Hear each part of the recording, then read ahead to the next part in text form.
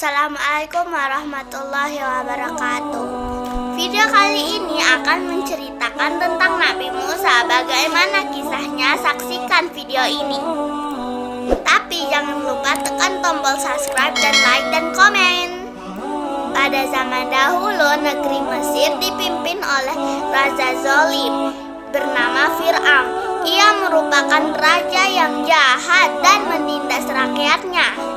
Fir'aun tidak percaya Tuhan, malah dia anggap dirinya sebagai Tuhan. Suatu hari Fir'aun bermimpi ada api yang datang membakar seluruh negeri Mesir, kecuali rumah-rumah kaum Bani Israel. Tafsir mimpi itu adalah suatu hari nanti akan ada seorang bayi laki-laki dari kaum Bani Israel. Bayi itu akan menghancurkan kerajaan Mesir. Fir'aun ketakutan pada mimpi tersebut. Ia memerintahkan pasukannya untuk menangkap dan membunuh seluruh bayi laki-laki di Mesir, termasuk juga ibu yang sedang hamil mengandung bayi laki-laki. Saat mengetahui itu, ibu Musa lantas merahasiakan kehamilannya. Setelah melahirkan, dia menyembunyikan bayi kecil di tempat tersembunyi. Hingga suatu hari Allah memerintahkan untuk menghanyutkan Musa ke sungai Nil. Lalu terhanyutlah Musa di sungai Nil sampai akhirnya istri Fir'aun menemukan Musa dan membawa ke istana. Ketika Fir'aun melihatnya, hampir saja ia membunuhnya karena merasa takut bahwa bayi itu berasal dari kaum Bani Israel. Anak ini adalah penyejuk mata hati bagiku dan bagimu. Janganlah kau membunuhnya. Semoga dia bermanfaat kepada kita, atau kita ambil saja dia menjadi anak, kata istri Fir'aun. Musa lalu dipungut keluarga Fir'aun. Lalu tumbuhlah Musa menjadi dewasa. Suatu ketika dalam perjalanan dari Madian menuju Mesir, dia melihat sinar yang menyala di Bukit Sinai. Di tempat itulah Musa pertama kalinya menerima wahyu dari Allah. Wahai Musa, sungguh aku adalah Allah, Tuhan seluruh alam. Firman Allah. Allah juga menunjukkan Musa pada mukjizatnya yang dapat mengubah tongkat menjadi ular serta dada yang bercahaya. Musa pun diangkat menjadi Nabi Allah. Ia diutus untuk mengikatkan Fir'aun agar mau bertaubat dan tidak lagi menganggap dirinya sebagai Tuhan.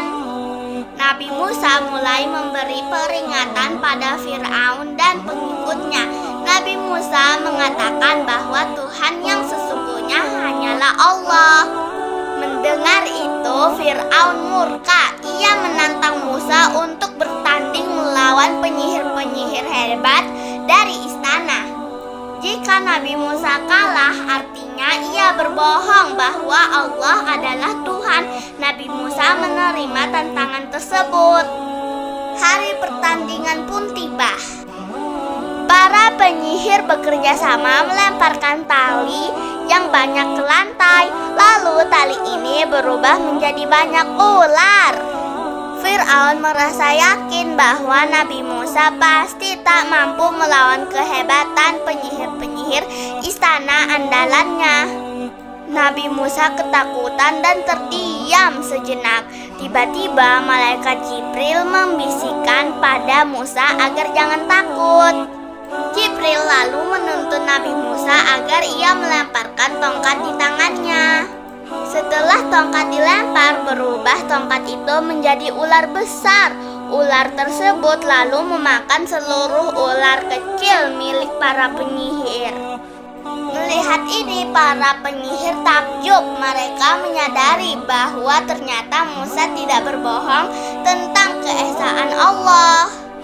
Mereka akhirnya bertaubat dan menjadi pengikut Nabi Musa. Namun berbeda dengan Raja Fir'aun, ia malah semakin murka dan tetap tidak mau beriman kepada Allah. Pada suatu ketika negeri Mesir Mesir dilanda musim kekeringan yang amat panjang. Sumber-sumber air telah habis di mana-mana.